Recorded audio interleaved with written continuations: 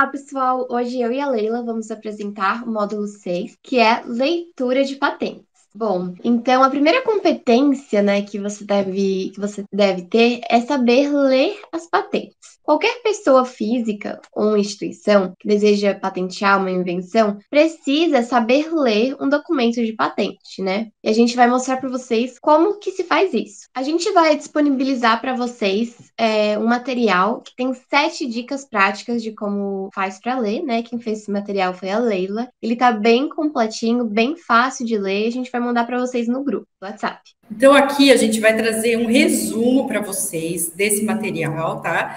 O completo está lá, vocês vão receber em PDF, mas por que a gente resolveu fazer esse material, né? Patentes, elas são um pouco diferentes da redação normal de artigo científico, da redação normal que a gente está acostumado a ler. E aí, para vocês não perderem muito tempo, né, em documentos que, de repente, não vão ser tão relevantes para vocês, aí a gente resolveu montar essas dicas práticas, né? Primeira dica prática, saber a diferença entre patente e pedido de patente. Então, se vocês notarem ali, eu coloquei 2 documentos diferentes, um documento que termina com A2 e um documento que termina com B1. Identificou ali em cima? Então, os documentos, geralmente, tá? Isso não é uma regra para todos os países, no Brasil é assim, em outros países também, mas nos Estados Unidos, por exemplo, não é assim, tá? Mas já é uma dica legal, assim, para a gente ter. Os documentos que são pedidos de patentes, eles terminam com esse final A, e as patentes já concedidas, então, eles terminam com esse final B. Então, lá no primeiro, final A, você está vendo que ele tem data de depósito e data de publicação. Isso quer dizer, ele não foi concedido, não foi analisado ainda, então ele é um pedido de patente que pode ou não virar uma patente depois. Isso é bem importante vocês saberem a diferença, né? E quando vocês forem fazer busca de patentes, vocês vão ter acesso a documentos que podem ser pedido ou podem ser patentes concedidas. Então, é bem importante vocês conseguirem diferenciar um do outro. A patente já concedida, ou ela vai terminar ali com B, ou ela vai ter uma data de concessão, então já foi concedida. E a partir da data dessa concessão, a gente consegue depois ter acesso a outros tipos de informação, mas o importante é vocês entenderem que existe, então, nas buscas de vocês vão aparecer não só patentes concedidas, vai aparecer também pedidos de patente que pode ser que não passe na análise e não vire patente depois. Bom, antes de ler uma patente, você precisa entender qual que é a estrutura geral, né? Então, quando a gente bate o olho, o que a gente vai ver? A gente vai ver o título, o resumo, o estado da técnica, o resumo da invenção, né? A gente tem o resumo da patente e o resumo da invenção. Você vai ver também a descrição dos desenhos, se tiver, e descrição detalhada da invenção, bem como as reivindicações. Então, para vocês não perderem muito tempo, né? Tem documentos de patente que tem mais de 100 páginas. E aí, como que vocês conseguem identificar rápido qual que é o documento que vai interessar ou não para vocês? Título muitas vezes não serve para nada. Geralmente as patentes vêm com títulos muito genéricos. Então, a primeira coisa, né? Selecionou ali um documento, quero ver se é interessante para mim ou não. Lê primeiro o resumo. Então, o resumo vai ter ali já o nome de alguns compostos químicos, você já vai começar a ter uma primeira noção se aquilo faz sentido para você ou não. Para a gente que é químico, é legal pular depois para os exemplos. Porque a patente, né, o recheio ali da patente, o relatório descritivo, geralmente tem muito termo, não técnico de químico, técnico do patentês. Depois a gente vai entender o que é o patentês. E aí, às vezes, para a gente fica uma leitura chata, assim, né? Então, nos exemplos, geralmente os exemplos, eles são redigidos por cientistas, por pesquisadores. Então, tem ali o mesmo esquema de artigo científico, né? Você tem um objetivo, você tem os resultados, você tem o método, como que foi realizado aquele experimento, e geralmente tem as fórmulas. Então, exemplos para químicos é uma boa estratégia, assim, da gente conseguir se situar do que aquele documento está falando. E aí, depois, a gente já decidiu, né? Viu ali no resumo, nos exemplos, aquilo ali faz sentido para mim. A gente pula para as reivindicações. O que são as reivindicações? Elas são como se fossem as cercas que delimitam exatamente o que essa patente quer proteger. O que eu estou dizendo que o meu é diferente de tudo que já existe e por isso eu quero exclusividade. A parte da patente que diz isso são as reivindicações.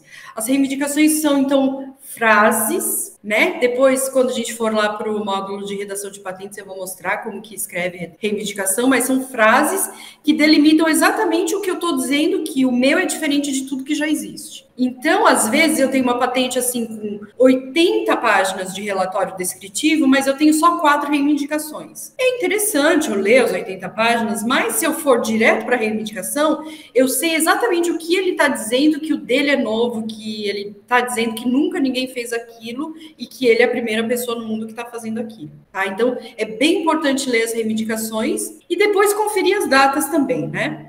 Muitos pedidos de patente nunca chegam a ser patentes. Ou porque a pessoa não pagou uma taxa que precisava, o pedido foi arquivado. Às vezes é uma patente que virou patente, mas ela já passou os 20 anos de exclusividade, então ela já é domínio público. Então é bem importante vocês conferirem as datas e o status do processo. Além de saber se é pedido de patente ou se é patente concedida, se ou o pedido ou a patente continuam valendo, né? Porque a patente, às vezes, ela já pode ter vencido os 20 anos ou o pedido pode ter sido abandonado. E aí é importante para a gente, né, que aí já é mais cientista, assim, né, pesquisadores, que as patentes, elas não estão sujeitas ao método científico e revisão por pares, tá?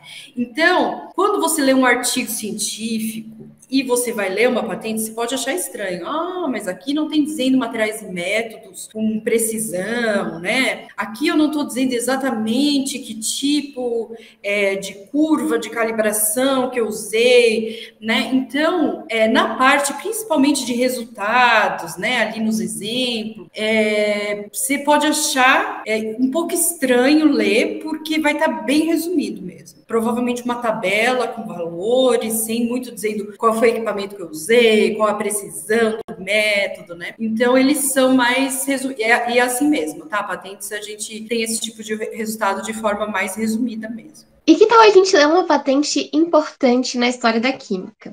Não sei se vocês já conhecem, mas o Alfred Nobel foi um químico e inventor sueco. E entre as suas muitas invenções estão a dinamite e a borracha sintética. Então a gente vai mostrar para vocês agora como que a gente vai fazer para pesquisar uma dessas patentes, né? Vamos lá. Bem legal a história do Alfred Nobel, né, Ana Paula? Ele que, no testamento dele, que estava escrito lá para ser fundada essa fundação Prêmio Nobel, que hoje, né, é como se fosse o Oscar das áreas científicas, assim. Esse é um prêmio bem importante, o Prêmio Nobel. E aí eu quero que você vai lá na base de dados de patentes, tá? Presta atenção. Coloca ali como parâmetros para localizar a patente o nome do inventor, Alfred Nobel, e o título An Improved Manufacture of Explosive Compounds. Então vamos lá. Chique, né? Vamos lá. Então, pessoal, eu pesquisei aqui pelo SpaceNet para fazer a busca da patente do Alfred Nobel. Então, eu vou acessar aqui o SpaceNet e vou vir em Advanced Search, que é para fazer a busca avançada, e vou colocar aqui nos campos o que a Leila me pediu para colocar, né? Que é o nome do inventor e o título. Então, eu vim aqui, cliquei aqui nesse campo e escolhi nome, né? E inventores. Daí eu vou colocar qual que é o inventor. Então, Alfred Nobel.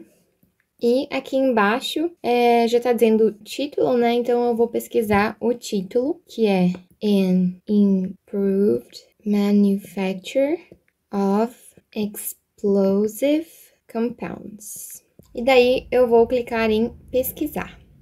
Assim que eu cliquei em pesquisar, apareceu aqui a patente. E aqui tem as opções, né, das seções da patente. Então, aqui tem dados bibliográficos, tem a descrição da patente, em que ele mostra a composição, né, o que ele usou, tudo mais. Aqui tá em inglês, então eu não vou ler tudo para vocês, mas também tem como traduzir, né? Para traduzir, você vai clicar aqui no cantinho e vai colocar em português, né? Só que vai te direcionar para outro site. Como eu já achei aqui, para outro campo de pesquisa, e como eu já achei aqui a patente em inglês mesmo, eu vou continuar apresentando essa aqui para vocês. Ó, daí aqui a gente tem as reivindicações, que a gente vai falar um pouquinho mais para vocês depois. Tem os desenhos. Aqui no caso não tem, né? Mas aqui tem o campo dos desenhos. O documento original, que é um documento bem antigo, que dá pra ver tudo. Bem legal isso, né? Bem vintage. Enfim, e isso vocês vão poder pesquisar e dar uma lidinha, né? Mais aprofundada. Hoje eu vou dar só mais uma visão panorâmica pra vocês, para o vídeo não ficar muito comprido, nem muito maçante. A gente separou também para vocês outra patente importante da história da química, só que dessa vez uma mais recente, né? Que é a patente do Akira Yoshino, que fez ele receber o Nobel de Química de 2019. E ele desenvolveu as baterias de íons de lítio, né? E as baterias de íons de lítio é um tipo de bateria recarregável muito utilizada em equipamentos eletrônicos portáteis, né? E elas armazenam o dobro de energia que uma bateria de hidreto metálico de níquel armazenam, né? E 3 vezes mais do que uma bateria de níquel-cádmio armazena. Bem legal a história do Akira Yoshino. Sem ele, eu ia ficar na mão aqui, sem bateria, né? Ainda bem que ele deu um jeito nisso. E aí, vamos ver se ele tem patente. Vamos ler a patente dele, então, né? Então, vai lá, Ana Paula, preparada? Preparada, vamos lá. Tá, então faz a busca para mim com o nome do inventor, Akira Yoshino. E no título da patente, você coloca battery sem o S, né? E bota o asterisco no lugar, porque aí ele vai puxar o singular ou plural, e lítio, tá bom? Ok, vamos lá. Pessoal, então, como a Leila solicitou, eu vou fazer a pesquisa aqui da patente no SpaceNet, e ela pediu para que eu usasse o nome do inventor e o título da patente. Então, eu vou vir aqui em busca avançada, vou colocar o nome do inventor e o título. O nome é Akira Yoshino e o título é Battery com asterisco, and Lithium. Daí eu vou clicar em Search, pesquisar. Bom, aqui apareceram algumas patentes, não tá dando para colocar aqui para expandir essa aba, mas essa é a patente. Como vocês podem ver, aqui tem os dados bibliográficos, os nomes, né, dos inventores ou dos envolvidos, as classificações. Daí temos a descrição da patente, que explica direitinho como que funciona, as reivindicações. Temos também os desenhos, que aqui tá bem legal, que dá pra ver bem direitinho. Eu adoro patente com desenho porque eu acho muito bonitinho. Ó. Explica direitinho o esquema, né? E também temos o documento original, que é um documento, claro, em japonês, que também é bem bonitinho. Então é isso, gente. Essa foi a busca. Não se esqueçam de enviar qualquer dúvida pra gente. E aí, então, como sugestão para vocês incluírem esse conteúdo nas aulas de vocês de Química, né? Que tal pedir para os seus alunos uma pesquisa sobre patentes de personalidades históricas da Química, né? Então, dá para pegar toda a lista dos prêmios Nobel de Química e ver que patentes que eles têm, né? Ou então, se você não tem uma personalidade específica, você pode pedir uma busca por patentes históricas, patentes antigas de uma determinada tecnologia ou de um determinado tópico dentro das aulas de química. Dá para fazer isso também. A Ana Paula faz isso praticamente toda semana aqui para mim, que a gente tem uma sessão dentro do nosso Instagram que chama-se TBT. Que aí são patentes só do túnel do tempo. Patentes do túnel do tempo. São só patentes antigas e ela se diverte procurando patentes históricas, coisa assim de 1800, 1900 e bolinha, assim, é bem legal. Então, pessoal, na aula de hoje foi isso. Esperamos que vocês tenham gostado e qualquer dúvida, não se esqueçam de mandar pra gente pelo WhatsApp. Beijo, até a próxima semana.